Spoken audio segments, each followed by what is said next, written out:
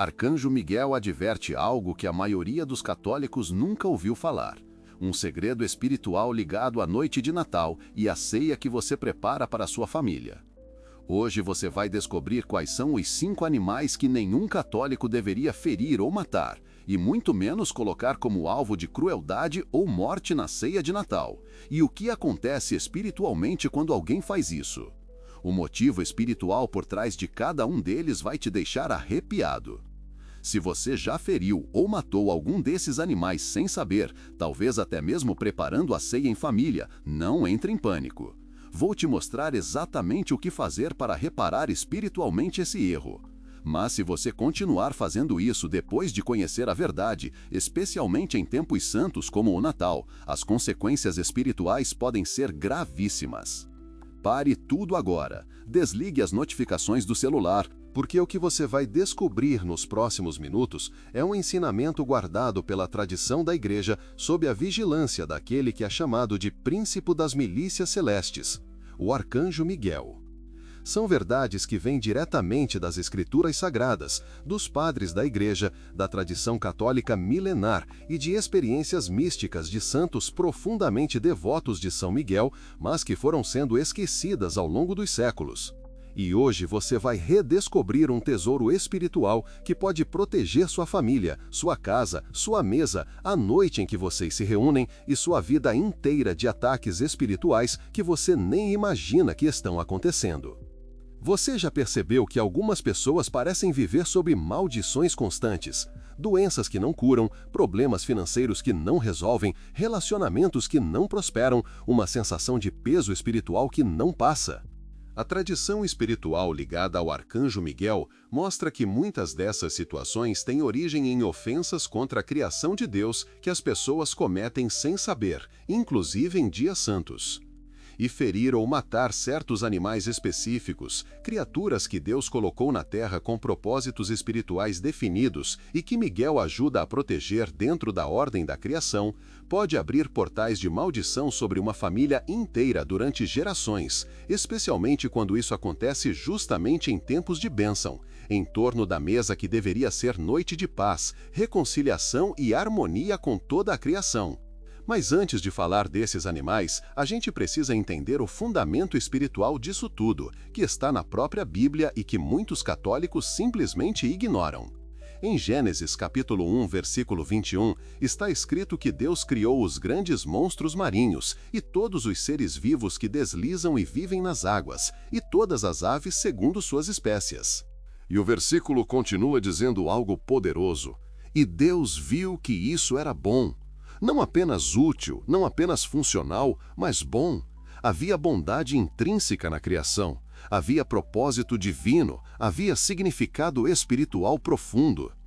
São Francisco de Assis entendia isso perfeitamente. Ele chamava os animais de irmãos e irmãs, falava com os pássaros e eles o ouviam. Domava o lobo feroz de Gúbio apenas com palavras de respeito e amor. Por quê? Porque ele reconhecia que toda criatura carrega em si a marca do Criador. E agredir certas criaturas específicas que Deus separou para propósitos espirituais é agredir simbolicamente o próprio Deus. É rejeitar a sabedoria divina, é romper alianças espirituais antiquíssimas que os anjos, sob o comando de São Miguel, ajudam a guardar. Santos profundamente unidos a São Miguel, como Padre Pio e tantos outros, estudaram com seriedade os textos dos padres da Igreja, especialmente São Basílio Magno, que escreveu tratados inteiros sobre a criação e o papel de cada animal no plano divino. E, através de experiências místicas, visões celestiais e intensa vida de oração, esses santos receberam luzes claríssimas sobre 5 animais específicos que os católicos deveriam proteger, respeitar, nunca ferir ou matar sem extrema necessidade. Não por superstição, não por crendice popular, mas por fundamento bíblico sólido e por sabedoria espiritual milenar. E, à medida que meditavam sobre a encarnação e o Deus feito criança numa manjedoura cercada de animais, compreendiam ainda mais a gravidade de ferir essas criaturas justamente nessa época, em que o céu se inclina de forma especial sobre a terra e os anjos, sob o comando de São Miguel, cantam glória a Deus nas alturas sobre o mundo. E tem mais. A experiência espiritual da Igreja testemunha casos concretos de pessoas que feriram ou mataram esses animais e sofreram consequências espirituais terríveis, não como castigo direto de Deus, mas como consequência natural de romper leis espirituais estabelecidas desde a criação do mundo, leis que os anjos ajudam a custodiar. Em muitos desses casos, é como se o próprio arcanjo Miguel permitisse que a consciência ficasse inquieta, perturbada, para que a pessoa acorde e perceba que está mexendo em realidades espirituais sérias. É como alguém que ignora a lei da gravidade e pula de um prédio. Deus não precisa castigar. A própria lei natural se encarrega de produzir o resultado. O mesmo acontece no mundo espiritual. Existem leis, e quebrá-las traz consequências inevitáveis. Então, se você quer proteger sua família espiritualmente, se você quer evitar maldições geracionais, se você quer viver sob a bênção plena de Deus, sem bloqueios invisíveis, especialmente ao redor da mesa em que todos se reúnem, você precisa conhecer esses 5 animais sagrados que o arcanjo Miguel adverte que não devem ser feridos ou tratados com crueldade. E, se já matou algum deles no passado, o texto precisa saber exatamente como fazer reparação espiritual antes que as consequências se agravem. A tradição, iluminada pela missão de São Miguel e pelos ensinamentos de santos como Padre Pio, indica o caminho, e hoje você vai aprender. Comente agora embaixo: São Miguel Arcanjo, ensina-me a respeitar a criação de Deus. Quando você escreve isso, você não está apenas comentando, você está fazendo uma oração, um pedido de proteção, um compromisso espiritual de viver em harmonia com todas as criaturas que Deus criou, e de viver essa noite como verdadeira noite de paz, e não de violência contra a criação. E deixa o seu like se você nunca tinha ouvido falar sobre esse ensinamento profundo. Se ainda não é inscrito no canal, inscreva-se agora e ative o sininho, porque aqui são revelados mistérios espirituais que a maioria dos católicos desconhece completamente, sempre à luz da missão do arcanjo Miguel e da tradição da Igreja. Respire fundo agora. Prepare seu coração, porque você está prestes a descobrir verdades que santos místicos levaram décadas para compreender totalmente, que receberam através de revelações interiores, sob a proteção de São Miguel, e que guardaram como tesouro sagrado, compartilhando apenas com aqueles que demonstravam estar prontos espiritualmente.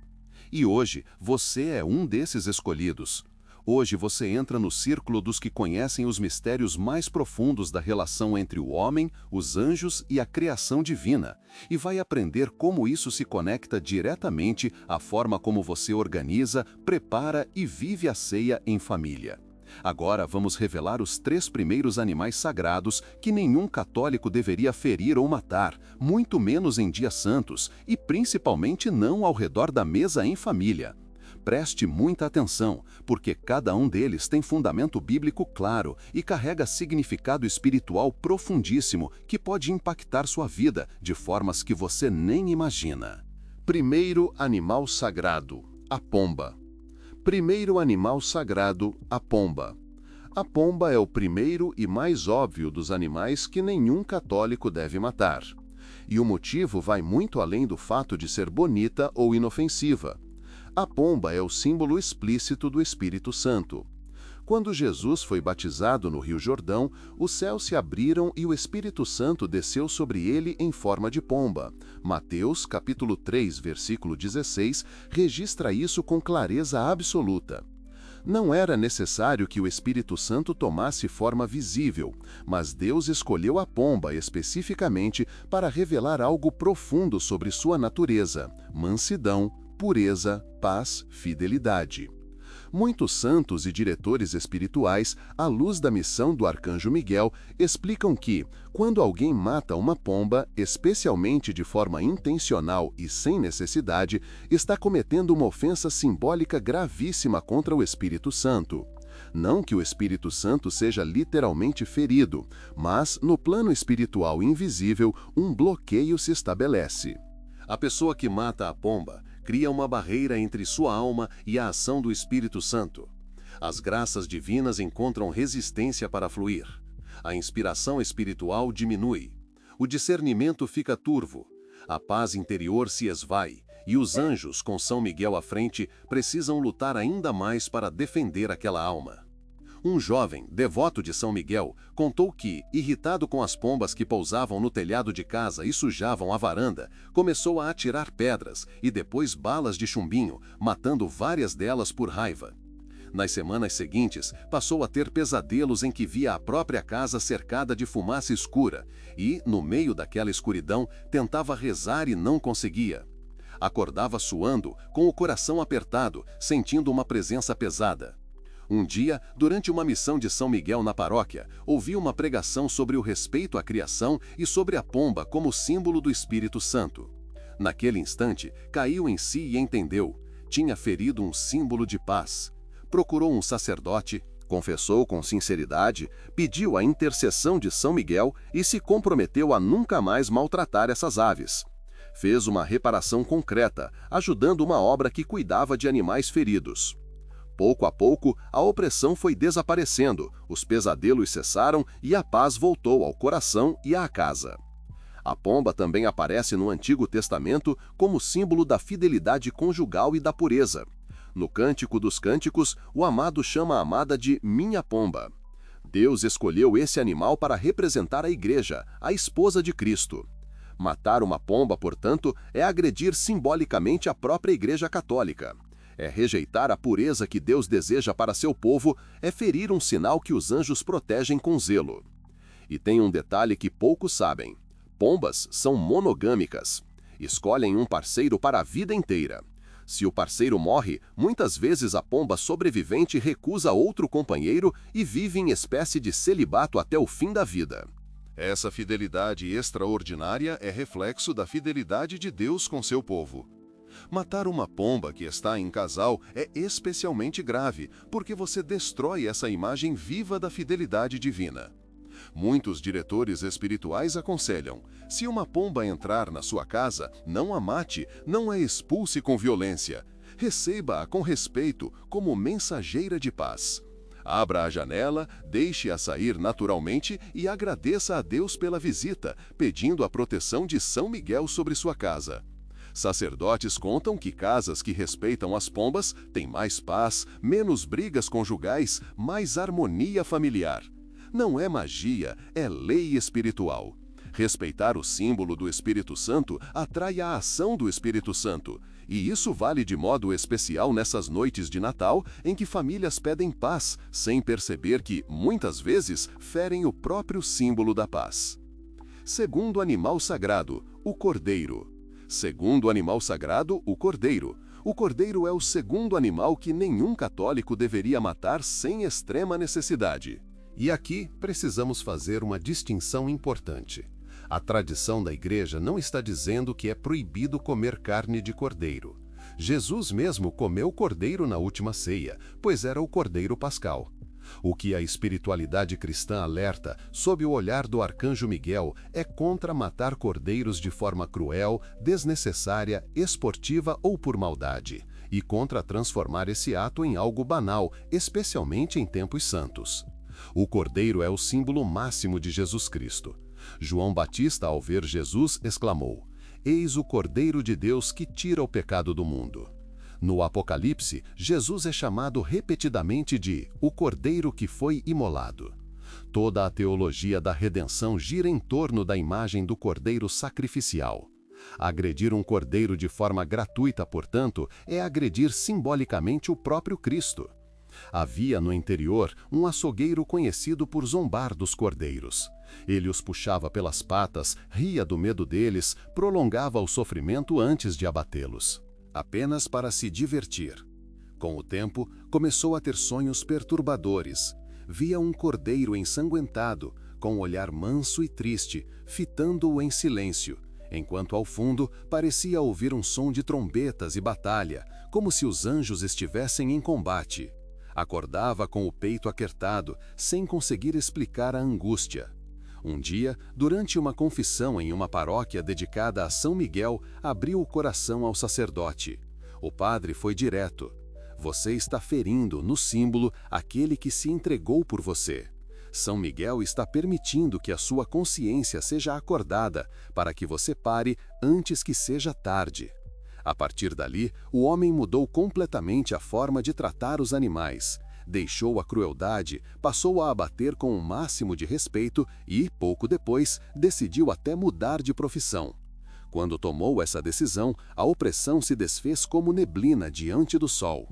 Na Bíblia, o cordeiro também representa a inocência e a mansidão. Isaías capítulo 53, versículo 7, profetizando sobre o Messias, diz: Foi maltratado, mas suportou tudo com humildade e não abriu a boca, como o cordeiro foi levado ao matadouro. Matar um cordeiro cruelmente é rejeitar essas virtudes que Deus tanto valoriza: mansidão, humildade e inocência. E os anjos, que contemplam a face de Deus, se entristecem diante dessa rejeição. Sacerdotes experientes contam que famílias que têm cordeiros e os tratam com crueldade frequentemente veem os filhos se tornarem violentos e rebeldes. Não é coincidência, é lei espiritual. O que você semeia na criação, você colhe nos seus descendentes. Crueldade com cordeiros gera crueldade nos filhos. Respeito aos cordeiros cultiva mansidão nas crianças. E há outro aspecto profundo. O cordeiro foi o animal escolhido por Deus para ser sacrificado no Êxodo, e seu sangue nas portas protegeu os primogênitos israelitas da morte. O cordeiro pascal salvou vidas. Seu sangue trouxe libertação do Egito. Matar cordeiros de forma desrespeitosa é desprezar esse simbolismo de proteção e libertação que Deus estabeleceu desde os tempos antigos, simbolismo que Miguel, como defensor do povo de Deus, ajuda a guardar. Quando isso acontece no contexto de uma mesa em que se celebra o nascimento do Cordeiro de Deus, o gesto se torna ainda mais pesado espiritualmente. Consumir carne não é o problema. O problema é fazer do cordeiro apenas um objeto de prazer, zombaria ou violência, justamente na noite em que se recorda o Deus manso e humilde que se fez criança por amor, enquanto os anjos, sob a liderança de São Miguel, proclamam paz àqueles que acolhem esse mistério com reverência. Terceiro animal sagrado, a serpente não venenosa. Terceiro animal sagrado, a serpente não venenosa. Este animal surpreende muita gente. Como assim não posso matar cobra? Calma, vamos entender com profundidade. A sabedoria cristã faz uma distinção crucial. Serpentes venenosas, que representam perigo real, podem e devem ser eliminadas para a proteção da vida humana. Mas serpentes não venenosas, aquelas que não oferecem risco, aquelas que, na verdade, ajudam controlando pragas, essas não deveriam ser mortas pelos católicos. Por quê? Porque na Bíblia a serpente tem simbolismo duplo. Sim, a serpente no Éden representou a tentação e o pecado. Mas, em Números, capítulo 21, versículos 8 e 9, Deus ordenou que Moisés fizesse uma serpente de bronze e a colocasse sobre uma haste. E qualquer pessoa mordida por serpentes venenosas que olhasse para a serpente de bronze seria curada. Jesus mesmo usou esse episódio como pré-figuração da sua crucifixão, em João capítulo 3, versículo 14. Como Moisés levantou a serpente no deserto, assim deve ser levantado o Filho do Homem.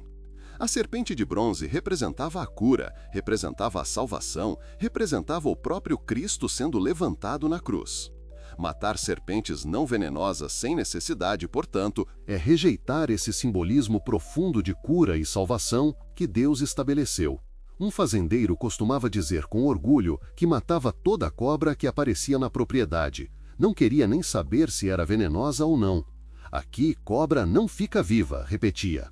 Durante alguns anos, achou que estava limpando o terreno. Mas, pouco a pouco, percebeu que os ratos começaram a aparecer em quantidade assustadora. Invadiam o celeiro, roíam sacos de alimento, deixavam fezes por toda parte, adoeciam os animais. Comprou venenos, armadilhas, gastou dinheiro, mas os ratos pareciam se multiplicar. Desesperado, procurou um sacerdote conhecido pela devoção a São Miguel. Ouviu dele uma frase que nunca esqueceu: "Você destruiu um equilíbrio que Deus colocou na criação." As serpentes não venenosas eram aliadas de Deus no controle natural das pragas.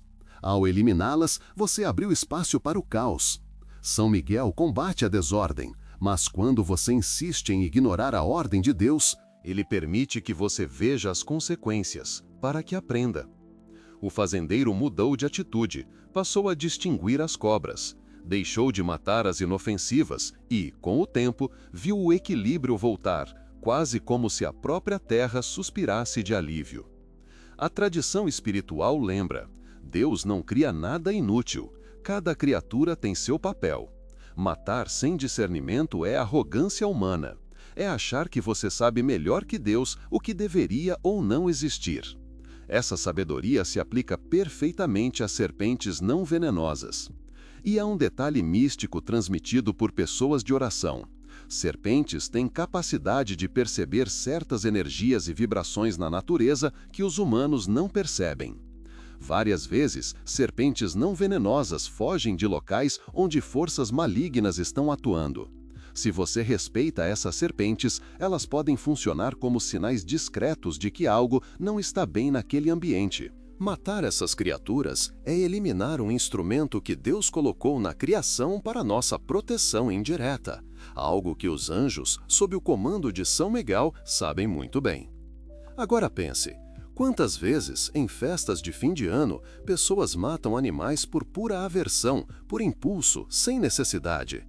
Ao fazer isso, ignoram que mexem em equilíbrios espirituais e naturais que Deus estabeleceu e que os anjos foram enviados para custodiar. Esses são os 3 primeiros animais sagrados, mas faltam os 2 mais surpreendentes e talvez os mais importantes espiritualmente e que se conectam diretamente à vida familiar, ao lar e ao clima da mesa em volta da qual todos se reúnem. E antes de revelar, preciso que você faça algo crucial. Se está descobrindo ensinamentos que nunca ouviu, se está tendo revelações sobre atitudes que precisa mudar em relação aos animais, deixe o seu like agora e compartilhe este vídeo. Milhões de católicos estão ferindo ou matando esses animais sem saber as consequências espirituais. Você pode ser instrumento de Deus e cooperador do Arcanjo Miguel para abrir os olhos espirituais de muita gente, especialmente neste tempo em que as famílias se aproximam mais.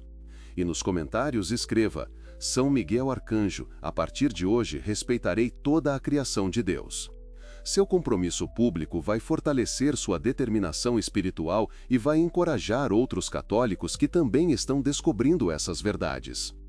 Agora vamos para o 4º animal sagrado que a tradição, sobre o olhar de São Miguel, considera um dos mais importantes, mas que praticamente ninguém sabe.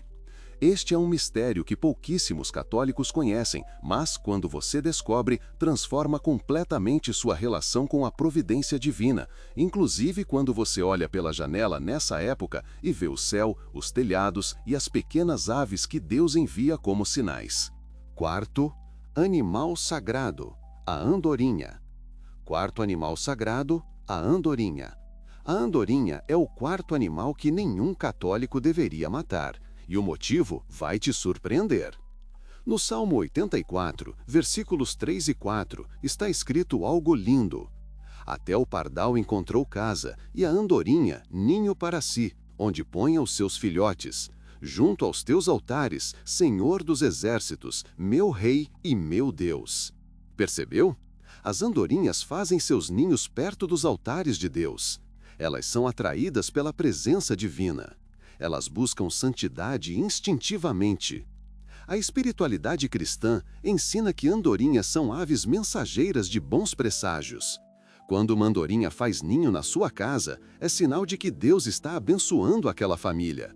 É sinal de que anjos, entre eles São Miguel e os que lutam sob seu comando, estão protegendo aquele lar. É sinal de que graças especiais virão. Matar uma andorinha ou destruir seu ninho é rejeitar essas bênçãos, é expulsar a proteção angelical, é bloquear as graças que Deus estava preparando. Há um testemunho emocionante de uma família que, em meio a graves problemas financeiros, viu uma andorinha construir um ninho bem na janela da sala, justamente no tempo em que as cidades já se enfeitavam para as festas. O marido, irritado, quis destruir o ninho, dizendo que a andorinha estava sujando tudo. Mas a esposa, devota do Arcanjo Miguel, se lembrou de ter ouvido que andorinhas trazem bênçãos. Ela implorou ao marido: não destrua o ninho, vamos deixar a andorinha ficar. O marido, a contragosto, concordou. 2 semanas depois, receberam uma proposta de negócio completamente inesperada que salvou suas finanças. O marido, admirado, comentou com a esposa: foi depois que deixamos a andorinha ficar. Eles foram agradecer a Deus e consagraram a casa a São Miguel, reconhecendo que aquela pequena ave tinha sido sinal de que o céu não os havia abandonado. Respeitaram o mensageiro e Deus enviou a bênção. Andorinhas também têm um comportamento migratório extraordinário. Viajam milhares de quilômetros e sempre retornam ao mesmo local onde nasceram. Essa fidelidade ao lar, essa capacidade de sempre encontrar o caminho de volta, é símbolo da fidelidade que Deus deseja de seus filhos, fidelidade que os anjos contemplam e protegem. Matar uma andorinha é rejeitar simbolicamente a virtude da fidelidade.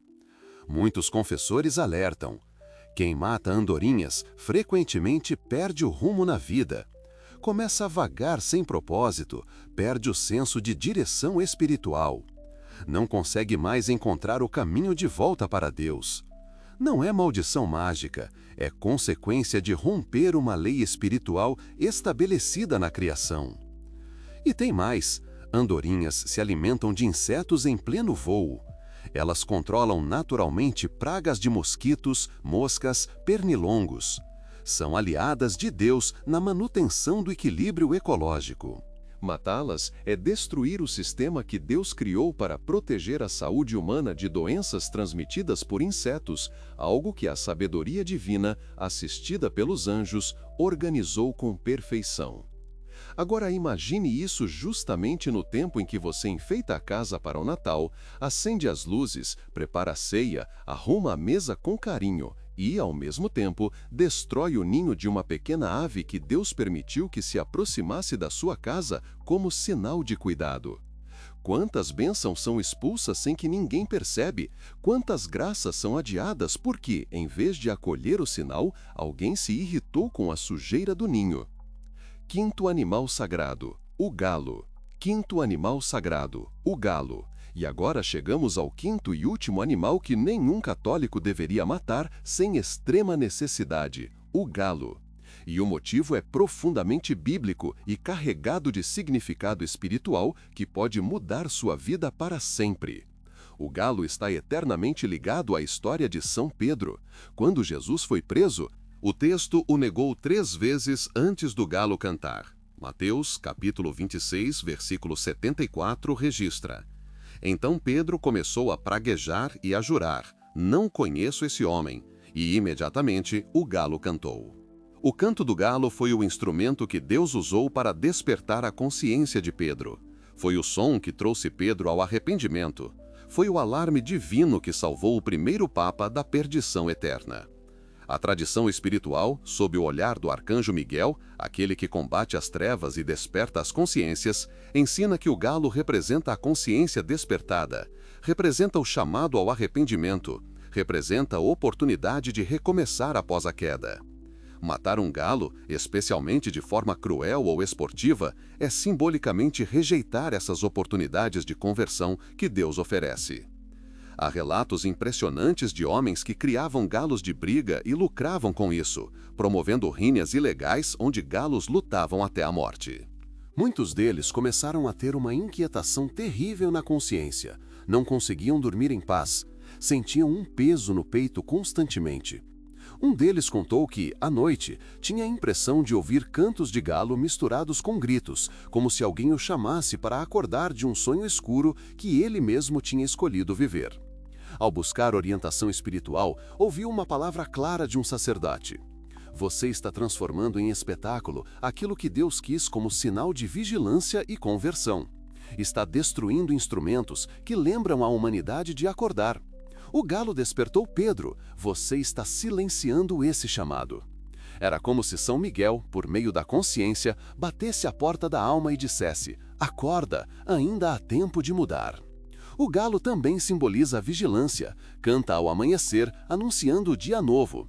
Jesus disse em Marcos capítulo 13, versículo 35, Vigiai, pois, porque não sabeis quando virá o dono da casa, se à tarde, se à meia-noite, se ao cantar do galo. C. Pela manhã. O galo está diretamente associado à vigilância espiritual que Jesus nos ordenou ter. Vigilância que São Miguel encarna de forma perfeita no combate contra o mal. Matar galos sem necessidade é desprezar esse chamado à vigilância constante. Muitos cristãos antigos acreditavam que o canto do galo afugenta demônios. Na espiritualidade antiga, demônios têm mais poder durante a noite. O canto do galo, ao amanhecer, anuncia que o dia está chegando e os demônios recuam. Casas que têm galos nas proximidades têm uma espécie de proteção espiritual natural contra ataques noturnos, proteção que os anjos intensificam. Matar galos é eliminar essa proteção e abrir brechas para atividades demoníacas. Na madrugada de Natal, enquanto muitos dormem depois da ceia, outros ainda rezam diante do presépio e alguns conversam em voz baixa na sala. Em algum lugar, um galo canta anunciando que um novo dia está nascendo, lembrando que Cristo é a luz que entra no mundo. Silenciar esse símbolo por crueldade, por descuido ou por tradição vazia é, no plano espiritual, calar um aviso de Deus justamente na noite em que a luz entrou na história. Um aviso que São Miguel se alegra em ver atendido quando encontra corações vigilantes. São Jerônimo, um dos maiores padres da Igreja, escreveu extensamente sobre o simbolismo do galo. Ele dizia que, assim como o galo anuncia o dia físico, os pregadores da Igreja anunciam o dia espiritual da salvação. Matar um galo é simbolicamente silenciar os pregadores, rejeitar o anúncio do Evangelho, uma atitude que vai na contramão da missão que Miguel protege, a propagação da verdade. Estes são os 5 animais sagrados cuja proteção a tradição cristã, à luz da missão do arcanjo Miguel, nos recorda: a pomba, o cordeiro, a serpente não venenosa, a andorinha e o galo. 5 criaturas que carregam simbolismo bíblico profundo, que têm propósitos espirituais específicos na criação, que devem ser respeitadas e protegidas pelos católicos conscientes, sobretudo em tempos sagrados em que o coração está mais sensível e o céu se aproxima mais da terra. Agora você pode estar pensando, mas e se eu já matei algum desses animais no passado? E se fiz isso preparando a mesa ou por ignorância? Estou condenado? Há consequências irreversíveis? Calma.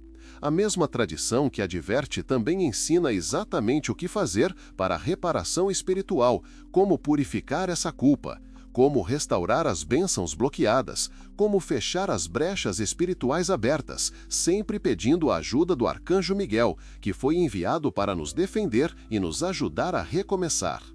E agora vem um dos pontos mais importantes: como fazer reparação espiritual se você já caiu nesse erro. Se você matou uma pomba, precisa fazer uma confissão específica desse pecado. Explique ao padre que você ofendeu o símbolo do Espírito Santo e desprezou um sinal que os anjos defendem com zelo. Peça uma penitência relacionada à reparação dessa ofensa. Muitos diretores espirituais recomendam rezar a novena ao Espírito Santo, invocar também a proteção de São Miguel sobre sua mente e seu coração e fazer uma doação para alguma causa que proteja aves. A reparação precisa ser concreta, não apenas sentimento de culpa. Se você matou um cordeiro de forma cruel, além da confissão, recomenda-se fazer penitência através do jejum.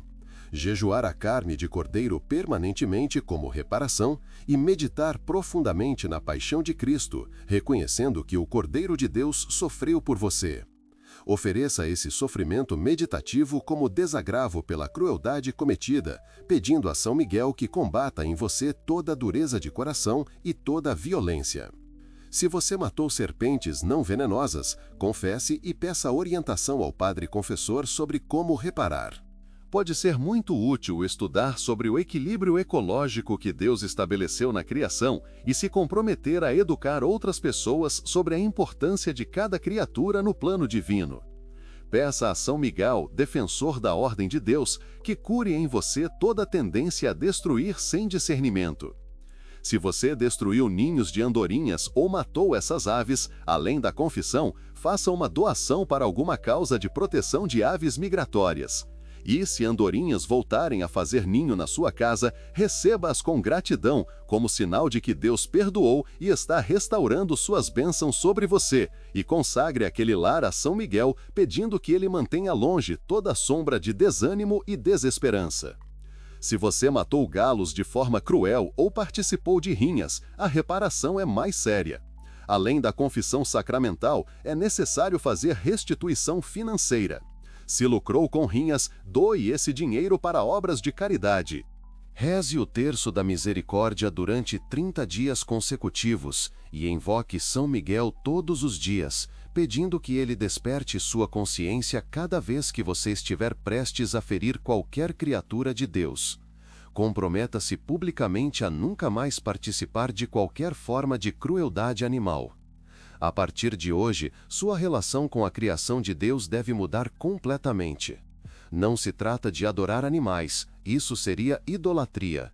Não se trata de colocar animais acima de humanos, isso seria desordem. Trata-se de reconhecer que toda criatura tem propósito no plano divino, que Deus não cria nada inútil, que respeitar a criação é honrar o Criador.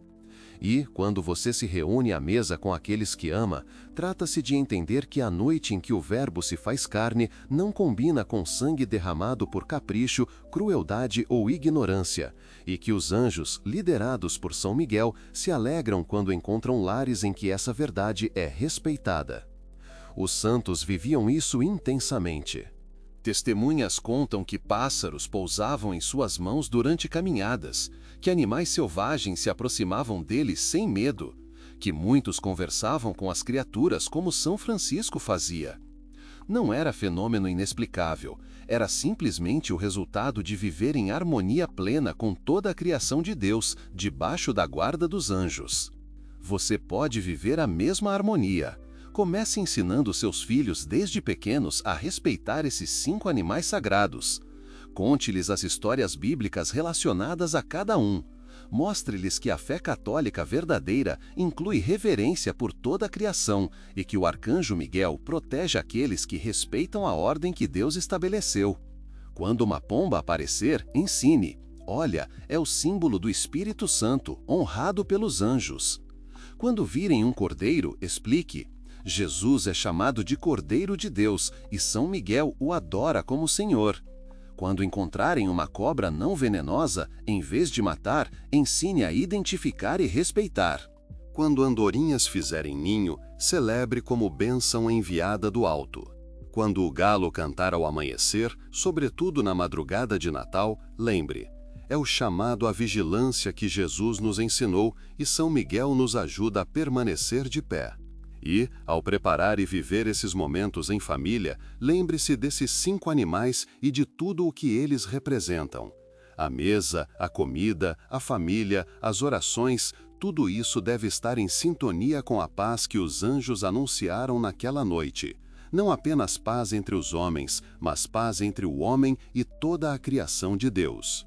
No fim, tudo isso se resume a uma coisa: viver em harmonia com a criação sob a guarda amorosa do arcanjo Miguel.